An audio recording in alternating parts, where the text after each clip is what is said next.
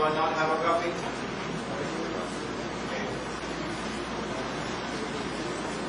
The rabbi said, ask him 3 questions, which only a prophet can answer.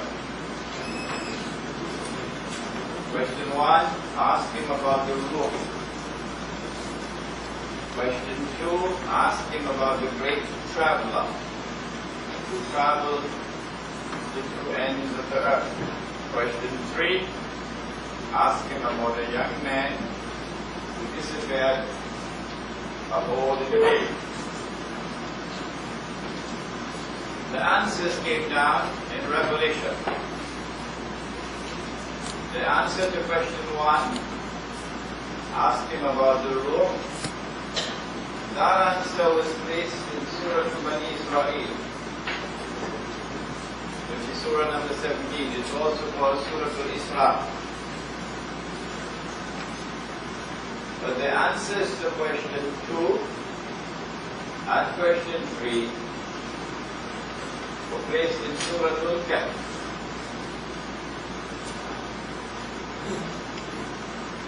Nothing happens by accident in the Quran.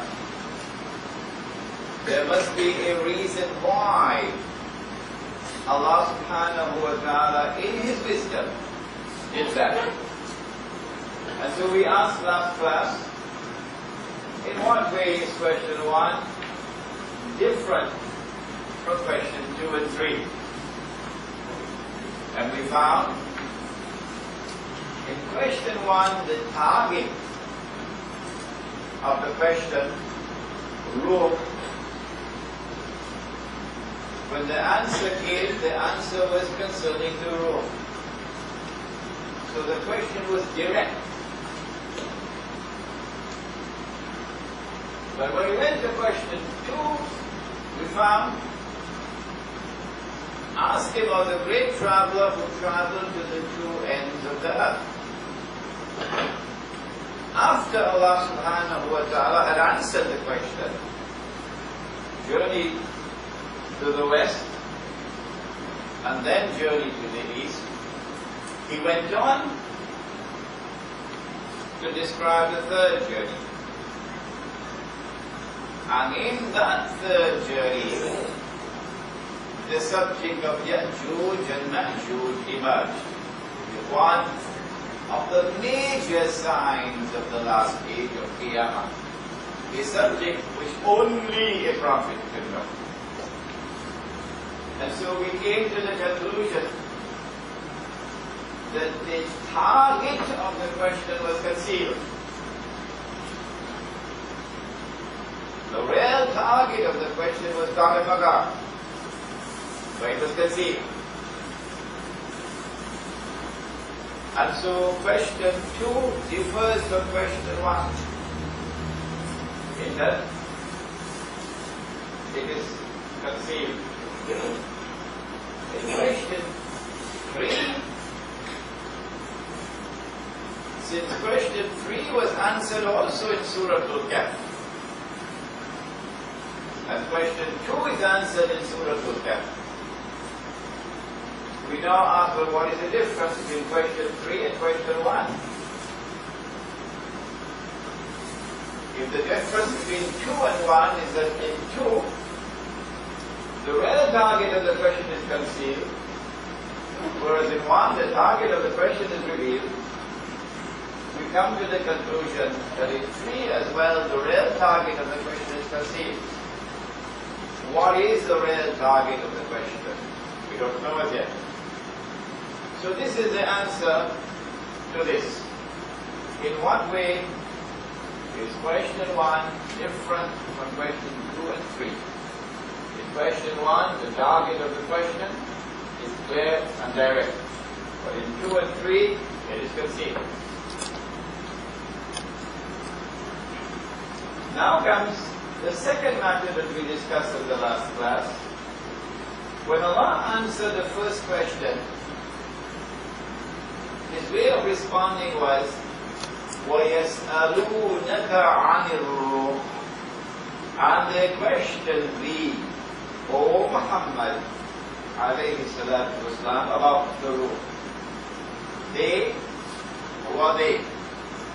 Obviously, you cannot deal with this subject without going into the circumstances of the revelation.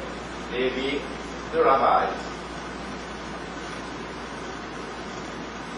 And he identifies the question, the ruh, and the question be concerning the ruh. When he answers question 2, he uses the same method. This is in Surah الكهف. وَيَسْأَلُونَكَ عَنْ ذِي الْقَرْنَيْنِ. And the question be about Zulqarnain, the great traveler. So the method of answering is the same. Confirming the question, confirming who are those who are questioning, and then the answer is given. So there is a similarity now between 1 and 2. But when we come to number 3, Allah does not say, and the question be concerning the young man and the kid. No. That is omitted. And we say nothing happens in the Quran by accident. There must be a reason why it is omitted. And the question be concerning the young man and the kid. In what way, therefore, are 1 and 2 different from 3? The answer that we gave yesterday was, last week, was that Allah answered question 1 directly. You want to know about the ruh? This is the ruh. He answered question 2, even though the target was concealed, he brought it out. You want to know about Gog and Magog? This is Gog and Magog. But in question 3, the target is concealed and he chooses not to reveal it. This is the difference. 1 and 2 and number 3. So he left them guessing. What then is the target of question 3? That's our question. A subject which only a prophet would know. No one else. We use analogical reasoning. Since in question 2, it was one of the signs of the last of Qiyamah. Then in question 3, it should also be one of the signs of Qiyamah. Then we got confirmation that this is correct. When the Prophet ﷺ, he explained, recite Surah Al-Kahf, the first 10 ayat, for protection from the fitna of Dajjal. And that is how we were able to come to the conclusion that the rabbis wanted to know whether Nabi Muhammad alayhi salatu wasalam knew about Gog and Magog, knew about Dajjal, and knew about that tricky question, the ruh. We explained to you why it was tricky. We don't need to repeat. Having done that in the last class is a very important reasoning. We now, in today's class, give you an introduction to Dajjal.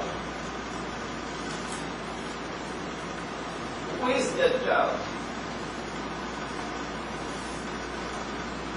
The Prophet ﷺ described him as Al-Masih al-Dajjal. Dajjal who will impersonate Al-Masih, the Messiah. And so he's called the false Messiah, the great pretender. The Christians call him the Antichrist.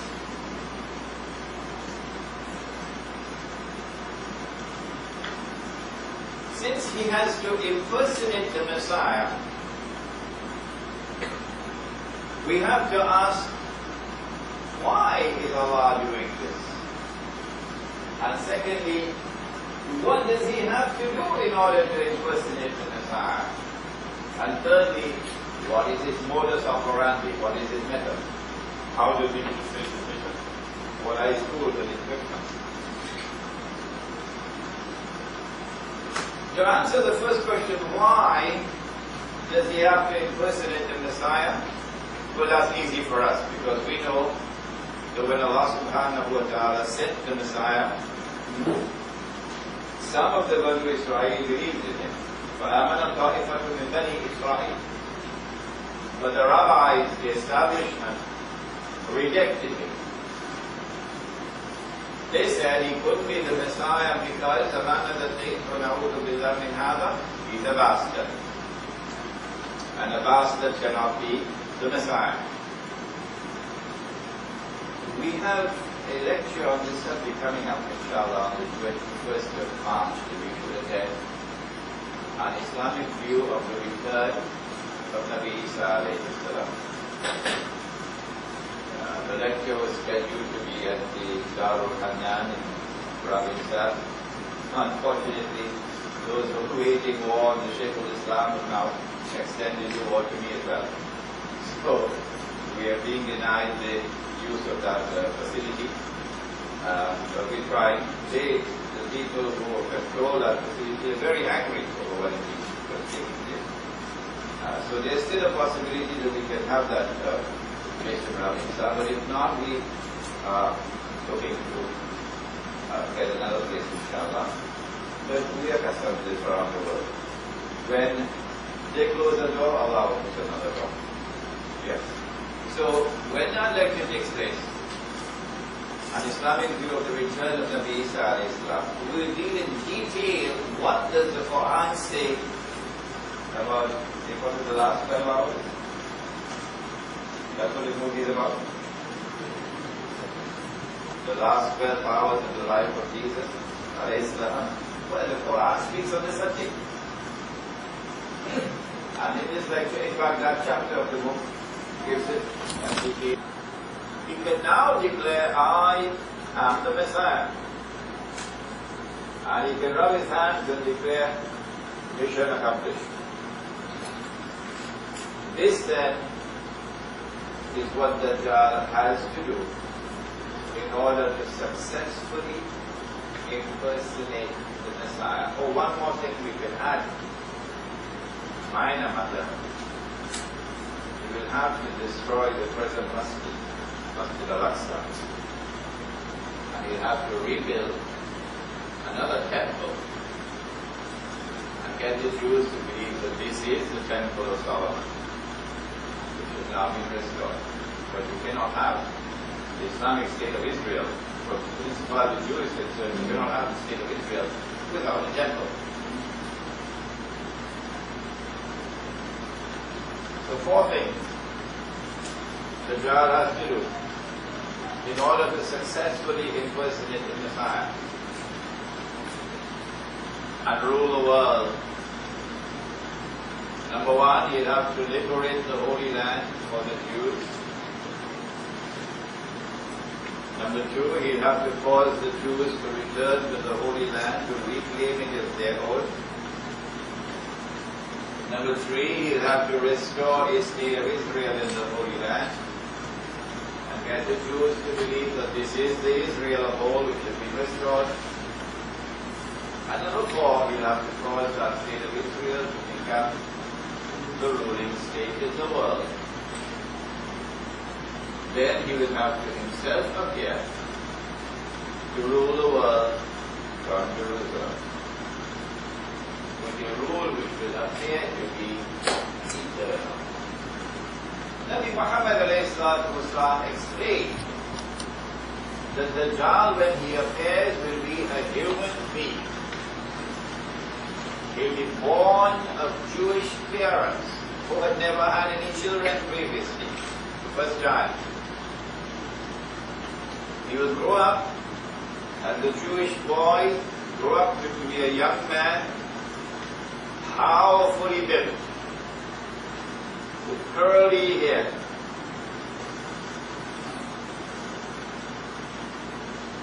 He also said something about his eyes. He said, every prophet has warned his people about Dajjal. And Nuh alayhi salam, the prophet Noah, warned his people about Dajjal. But I am going to tell you something, said Nabi Muhammad alayhi salam. I am going to tell you something about him which no one has said before me. So this is information of the absolutely greatest importance, and it is saved for the very last, because no prophet after this. What is this information? Dajjal sees with one eye, his left eye. He's blind in the right eye. It looks like a bulging grip. But your Lord is not one eye. Between his eyes, on his forehead, is written the word Kafir. Kafir. And every mu'min will be able to read it. Somebody move the clock from him. Kafir. Kaf. Ba. Ra.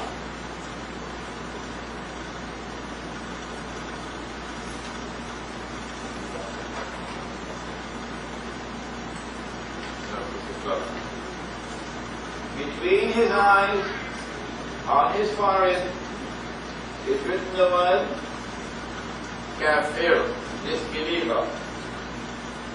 And every mu'min will be able to read it. Who is the mu'min? Answer: the one whose Islam has entered the heart. That's the mu'min.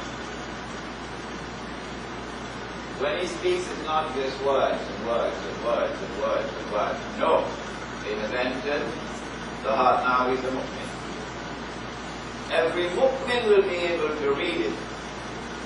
Whether the mu'min is katib, literate, can read and write, or ghayru katib, illiterate, cannot read and write.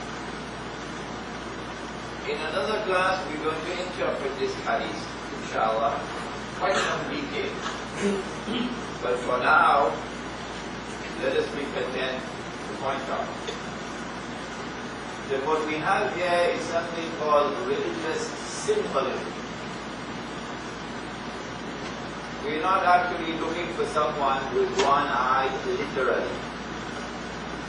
No.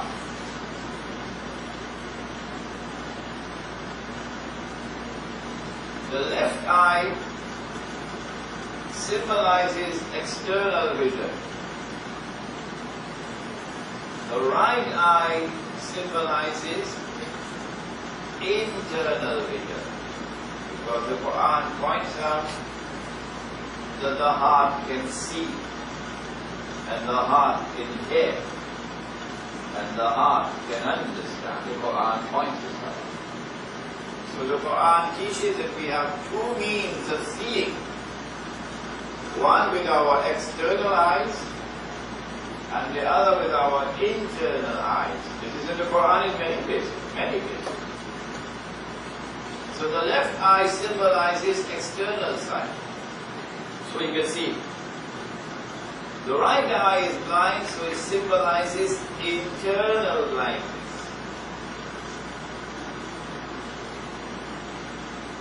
And therefore knowledge comes only from external observation and rational inquiry and experimentation. Knowledge does not come from any other source. If it comes from any other source, it will not be recognized as knowledge. It will be declared to be something that should be sent to a place in Orlando called Disneyland. And so there ain't no such thing as revealing knowledge. The sacred scriptures have no secrecies about them. This is a branch of knowledge called epistemology. It's a big word. The branch of knowledge which studies knowledge. The world of Dajjal, the world that Dajjal creates, is a world which will embrace an epistemology that knowledge comes only from external sources. The foundation of religion is belief in a world you can't see. Al-Ghayb. الَّذِينَ يُؤْمِنُونَ بِالْغَيْبِ. A world which cannot be observed with your external observation. But you must believe in it, Al-Ghayb. So the minute you absorb and you accept and you embrace Dajjal's epistemology, that's the end of religion. Religion is finished. It has no foundation left in it.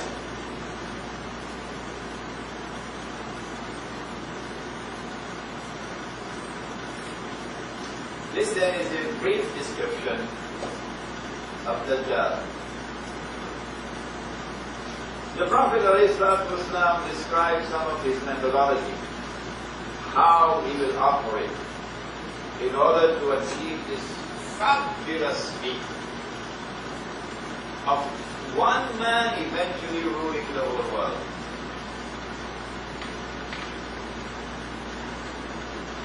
Among the things that he says about Dajjal is that he has a, excuse my language, a PhD in deception. A PhD in deception.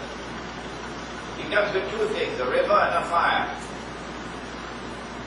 said the Prophet ﷺ. This is the language of prophets. Simple words, profound statement. He comes with two things, a river and a fire. What is river? Is a fire. And his fire is the cool waters of a river. The river, of course, symbolizes heaven, and the fire symbolizes hell. Whoever falls in his river will have his load of sins increased. And whoever falls in his fire will have his load of sins decreased. In other words, Dajjal takes the road to heaven and makes it look like the road to hell, the fire. And he takes the road to hell and he makes it look like the road to heaven, the river. In other words, appearance and reality are completely and totally different from each other whenever Dajjal strikes. What a thing is will be quite different from what it appears to be. And those who formulate judgment based only on the left eye, external observation, rational inquiry, experimentation.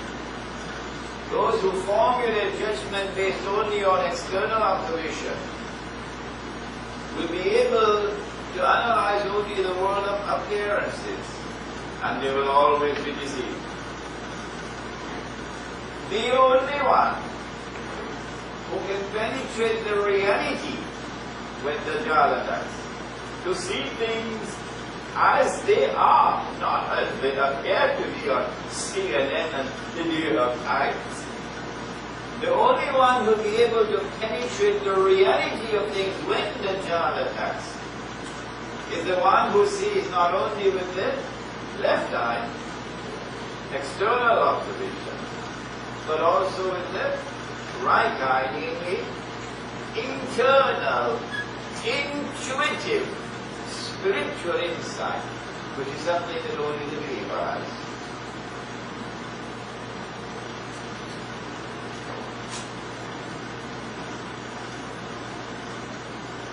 Amongst the weapons that he uses is shirk. Any time that Allah subhanahu wa ta'ala speaks about Ibrahim alayhi salam, the one from whom religion came, from Ibrahim alayhi salam, he always said, وَمَا كَانَ مِنَ الْمُشْرِكِينَ. that there is no shirk in the religion of Ibrahim. The minute we embrace shirk, we've lost Islam. We're only whistling in the wind. We're spinning top and mud. The minute we embrace shirk, the most overt form of shirk, of course, is to worship an idol or to worship a man instead of God, Allah. But the Prophet warned that when the child strikes with shirk, it's going to be so plain and clear that you could easily recognize it. It will be very difficult to recognize that shirk when the child strikes you with shirk. How difficult, Yassi? How difficult would it be?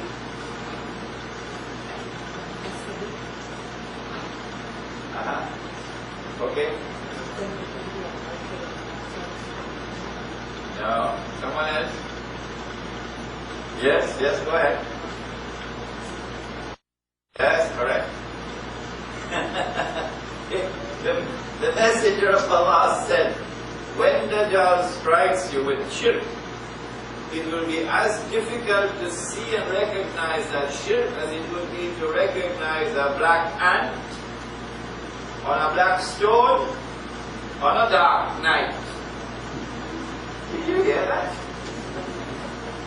A black ant on a black stone on a dark night. Who can see such an ant? Except the one who has a flashlight. Huh? You need light. You didn't go get that light with a PhD from UWI. No. The light that you need to be able to recognize the shirk when the Dajjal attacks is a light which comes only from Allah. Noor from Allah. Noor is not a fellow living in Singapore. Noor means lightness. Light. Allahu Noor as-samawati wal ard. Allah is the Noor of the heavens and the earth. يهدي الله لنوره من يشاء. Allah guides to His Noor whomsoever Allah wishes to guide. Our elders knew this subject very well. We live in an age today when knowledge is leaving, departing us. So what was known very well by our elders in Trinidad today is being lost. That Noor. The Prophet said, alayhi salatu wasalam, a hadith of Maulana Ansari is very fond of quoting. Ittaqu firasat al-mu'min. Fear the firasa, the awesome, internal, intuitive, spiritual insight and wisdom. Fear the firasa of the mu'min. The mu'min, the one whose Islam has entered the heart. فَإِنَّهُ يَنْزُرُ بِنُورِ اللَّهِ. Because when he sees with the Noor of Allah. The Dajjal attacks not only with shirk, that shirk is today all around us. We should recite Surah every Friday. Friday, only time we use the word Friday. With shirk. Yeah, in shirk. All the days of the week like that. And all the months of the year like that. Just check it out in your encyclopedia, you'll see for yourself. Friday is the day of Fry. Fry is a Scandinavian goddess. It was Hanuman Day that everybody will recognize. You can't call it Hanuman Day, man. Why do you call it Hanuman Day? You call it Friday. Friday is a Scandinavian goddess. This is why we always have to be making dua. Oh Allah, kindly forgive us the shirk that we commit knowingly or unknowingly. Knowingly or unknowingly. Kindly forgive us. The shirk is present in the political system. But around the world today, no longer does the political system recognize Allah's sovereignty. That's God. It used to be there. The Hindus had it, the Christians had it, the Jews had it, the Muslims had it, everybody had it. A political system would recognize sovereignty above and beyond the world. until he's gone, a new secular age has come, which recognizes no sovereignty beyond the sovereignty of the state. Allah's authority is no longer recognized as supreme. The authority of the state is supreme. Allah's law is no longer recognized as the supreme law. The law of the state is the supreme law. Allah can make something halal, the state can make it haram. Allah can make something haram, the state can legalize it and make it halal. All of this is shirk. But very few are there who can see and recognize the shirk. The Prophet ﷺ warned that the age of Dajjal will be the age of kathratul riba. Riba taking control of the economy around the world in the age of Dajjal. That's already with us. The Prophet ﷺ spoke about Dajjal, and he said that the last people to come out of Dajjal will be women. The last people to come out to Dajjal will be women. Remember Kalibala? The last people to come out to Dajjal will be women. And a man would have to return to his home and tie down his wife and sister and daughter to protect and preserve them from Dajjal, indicating that they'll be under his spell, brainwashed. You could warn them and you don't want them, they make no difference, like water falling on the back of a duck. You have to use coercive authority on them to be able to protect them from being seduced by Dajjal. That hadith is today fulfilled in the modern feminist revolution.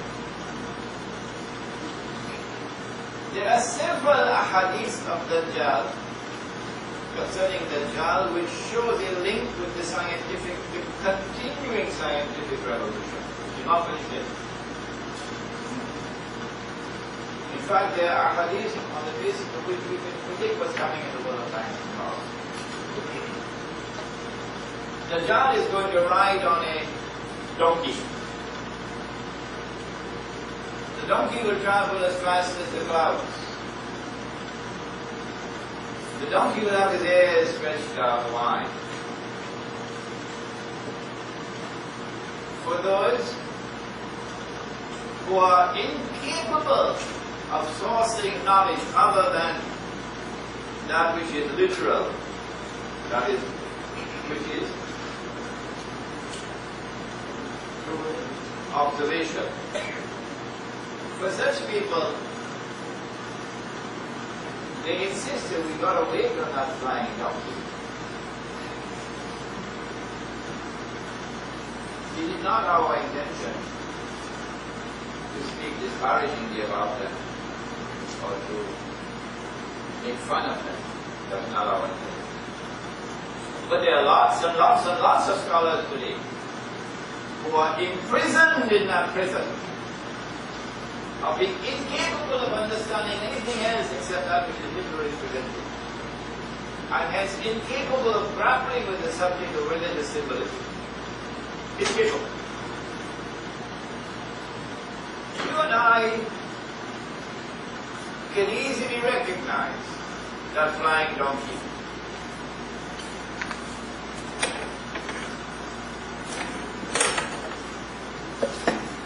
You're going to have to get.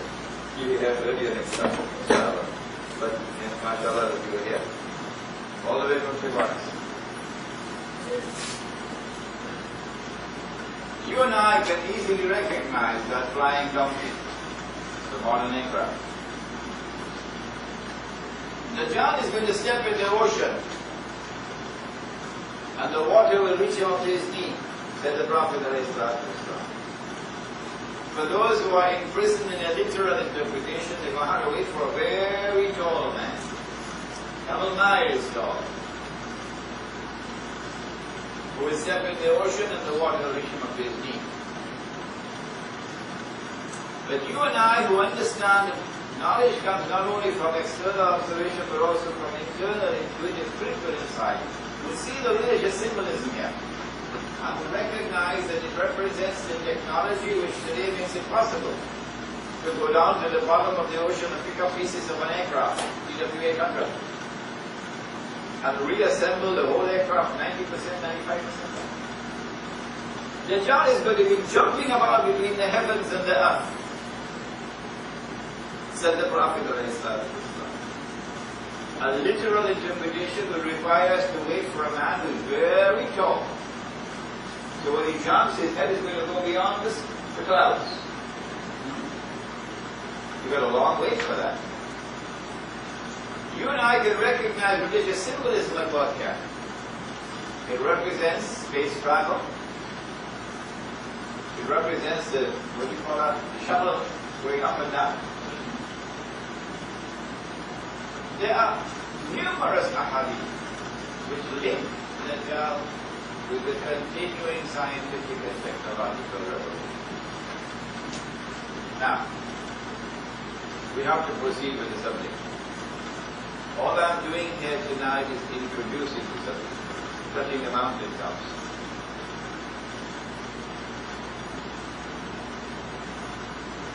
The Prophet ﷺ is in Medina. And a man named Tamim al-Dari, a Christian, takes the Shahada, becomes a Muslim.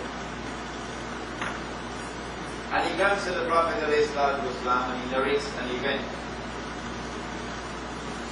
The Prophet ﷺ asked the people, keep sitting after the Salat. I have something to say to you. Tamim al-Dari came to me and told me something about Dajjal which confirms what I've been saying.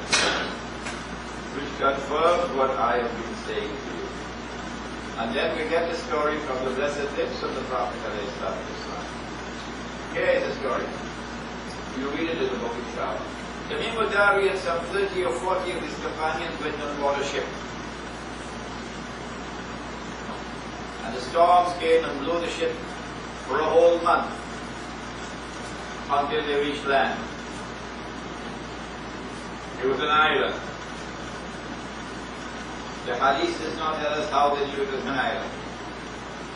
When they got on shore, they were confronted by a very hairy creature or beast. So much hair, you could hardly tell which side is head and which side is tail. This creature or beast then spoke and said, I am Jassasa. Imam just recited in the first rakat. وَلَا تَجَسَّسُوا, do not spy on each other. Command.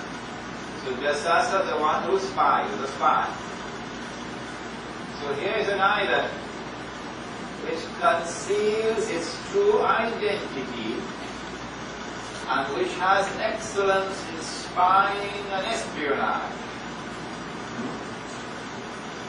Jassasa then pointed to a monastery.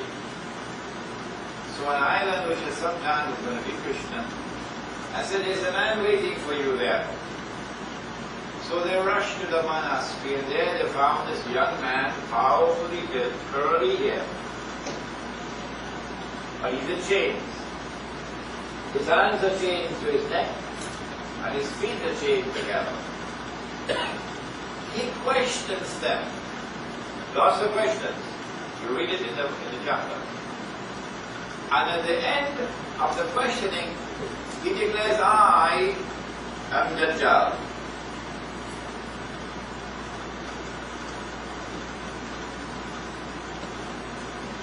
And when I am released, so up to this moment in time, he's not as yet released by Allah subhanahu wa ta'ala. When I'm released, I will enter every town and every city. But the angels will not allow me to enter Makkah and Medina.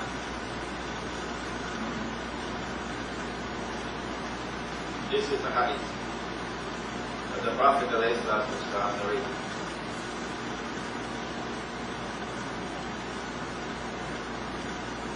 Shortly thereafter, In Medina, the Prophet ﷺ, who has been talking about Dajjal for a few months now, suddenly suspects a Jewish boy to be Dajjal. The boy's name is Ibn Sayyad. So the Prophet ﷺ takes Umar radiallahu ta'ala anhu with him to go and question this young man.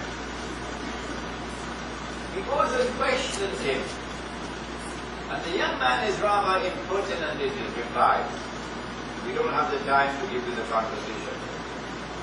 Umar radiallahu ta'ala anhu is quite angry. He's a messenger of Allah. Give me permission, I'll cut off his head. Today, ex-President Guardian was saying he's a terrorist. O messenger of Allah, give me permission, I'll cut off his head. This is Umar. Islam don't come from the Prophet we have today. Islam comes from Allah and His Messenger. And these are the companions of the Prophet of Islam. O Messenger of Allah, give me permission, I'll cut off his head. The Prophet replied and said, No, Umar. Now listen carefully. If he is Dajjal, you cannot kill him. Even Umar? And powerful? The Prophet said about Umar, إِذَا سَلَكَ فَجًّا سَلَكَ الشَّيْطَانُ فَجًّا آخَرَ.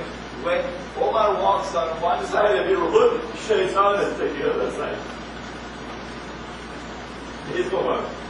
No, Umar. If he is Dajjal, you cannot kill him. And if he is not Dajjal, you will be sinful. Indicating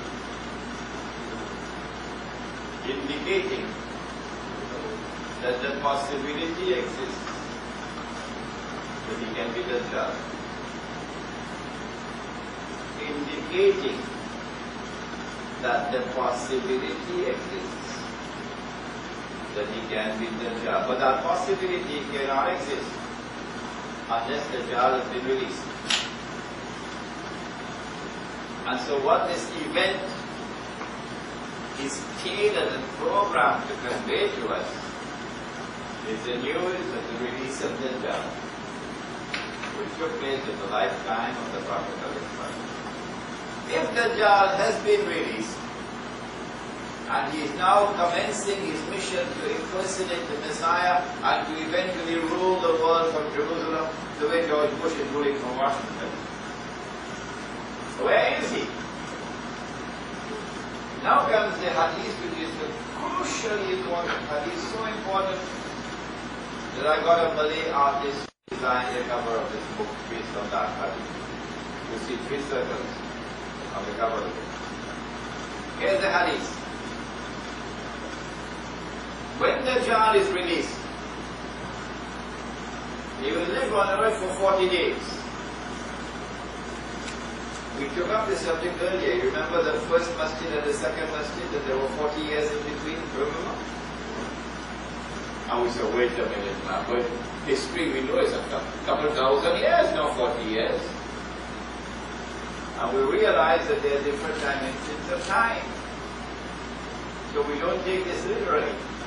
When Dajjal is released, he'll live on earth for 40 days. 1 day like a year, 1 day like a month, 1 day like a week, and the rest of his days like your days. Like your days. No, I put it incorrectly. Yawmun kasanati, a day which will be like a year. Yawmun kashahr, a day which will be like a month. Yawmun kajum'a, a day which will be like a week. وَسَائِرُ أَيَّامِهِ كَأَيَّامِكُمْ, and all his days like your days, meaning all the rest of his days like your days. Now when his day is like our day, he will be in our dimension of time. Okay? So we'll be able to see it. You'll be a young man, you'll be a Jew, you'll be a young man following the early head, etc. Where will he be on earth at that time? Jerusalem. Ruling the world from Jerusalem. That's where he will be on earth. Or where will he be on earth when he is in a day which is like a year, and a day like a month, and a day like a week? This, I believe, is the most important point brought out in this book. For the first time ever, it is brought out in this book. When he is in a day like a year, he is not in our dimension of time, so we can't see it. Similarly, with a day like a month and a day like a week, we can't see it. But he's on earth. Are there angels here? In this room? Of course. Can we see that? No. Can an angel appear in a form that we can see the angel? Yes. Famous example. Jibreel alayhi salam coming to the human being. Are there jinn here? Plenty of Washington. Can we see them? Can we see them? No. Can a jinn appear in our world that we can see the jinn? Which one? Iblis. Iblis appeared as an old man with a walking stick, remember? If you don't remember, you got homework to do. Similarly, Dajjal is in a world that we can't see him, but he's there. And at the last stage of his mission, when his day will be like our day, he will enter into our world, we'll be able to see him. Where will he be when he's released in a day which is like a year? Answer is very simple. He has to be on that island. When he's released in a day which is like a year, he's got to be in that island, which is about 1 month's journey by sea from the Arab world, which conceals his true identity. Outside it looks as one thing, but inside is something else. And which has a PhD in spying and espionage. Which island is it? Don't tell me Singapore. Every time I ask this question in Malaysia, first answer Singapore. Which answer? Which island is it? My answer. This is my answer. And anyone is free to differ with me and say I'm wrong. But I always say, if you say I'm wrong, you're not allowed to leave the hall.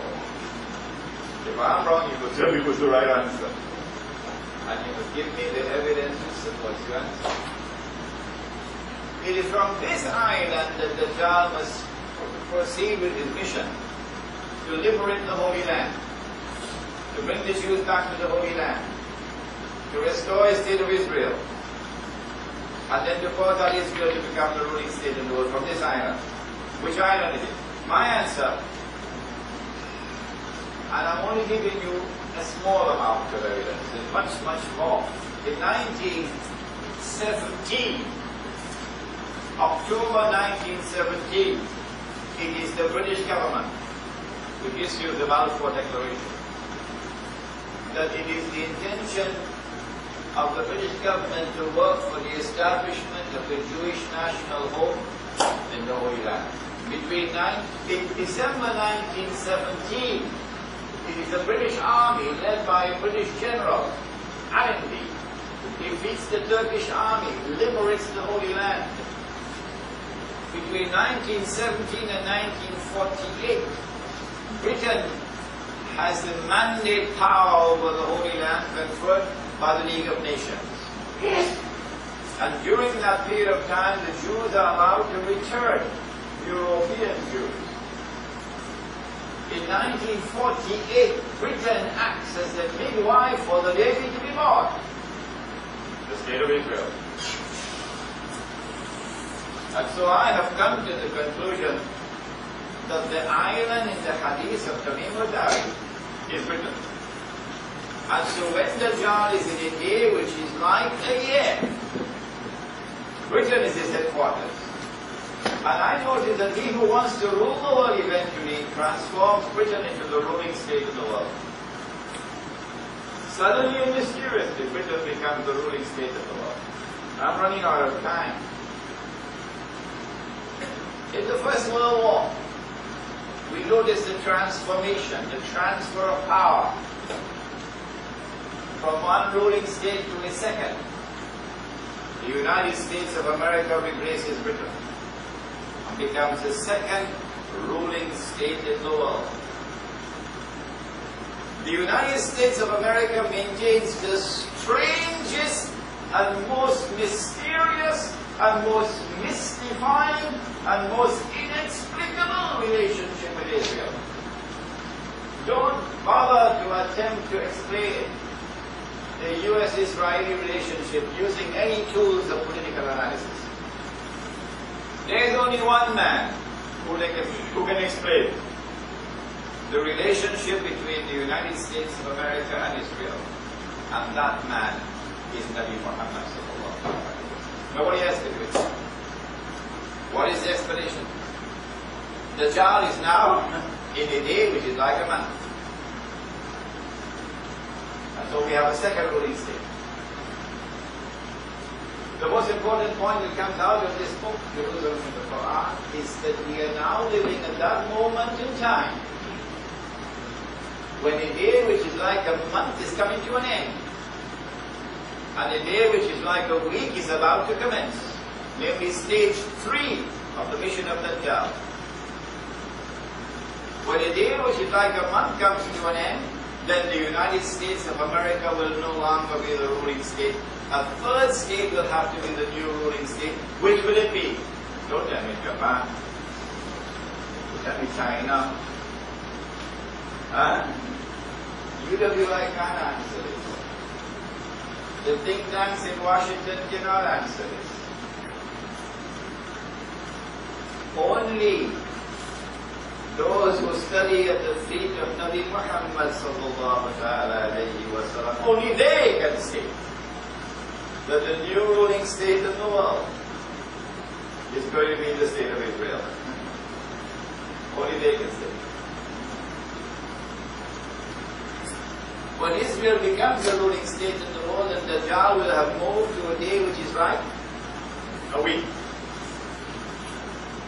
How long will a day like a week last? I got this question from Montreal, Islamic scholar in Montreal. We can only make a guess. We cannot speak with precision. Maybe about 30, 40 years, Israel will be ruling state in the world. And at the end of that time, Dajjal now enters into a day which is like our day. At that time, Imam al-Mahdi also emerges. At that time, Nabi Isa alayhi salam returns. And so those who are young may live to see this. May live to see it. Yes. We are that close now to the end of it. When Nabi Isa alayhi salam returns, of course, he will kill Dajjal. And then Allah subhanahu wa ta'ala will destroy Gog and Magog, and that will be the end of the ruling people who are ruling the world. I would like you to read the chapter in the book. Remember, if you do not have a copy and you want to buy a copy, the price is $60. If you have difficulty in paying the $60, we'll give you a discount, inshallah. If you cannot afford to buy the book and you just want to read, please do keep it very clean so that when you return the book we can use it to be sold to others. ربنا تقبل منا انك انت السميع العليم وتب علينا يا مولانا انك انت التواب الرحيم برحمتك يا رب.